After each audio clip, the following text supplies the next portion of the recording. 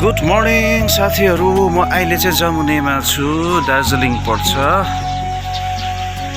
खोला बगिरहेको छ।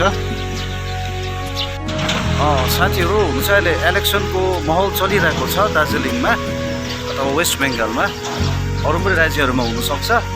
तर एउटा कुरा चाहिँ म तपाईँलाई तितो सत्य भन्छ नि, त्यो कुरा भन्नु मन पऱ्यो। त्यो चाहिँ के भन्दाखेरि धेरै पार्टीहरू आयो, धेरै झन्डाहरूले धोका दियो साथीभाइ हो। धेरै पार्टीको झन्डाहरूले धोका दियो भनौँ है, ढाँट्यो, धेरै कुरा गऱ्यो। तर एउटा कुरा चाहिँ म तपाईँहरूलाई सत्य भन्छु, तपाईँहरूले कमेन्ट गर्नु होला है साथीभाइ हो।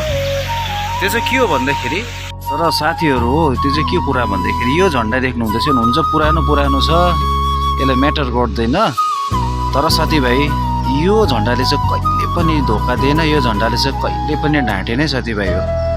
सो वन्दे मातरम, जय हिन्द, जब तक है जान।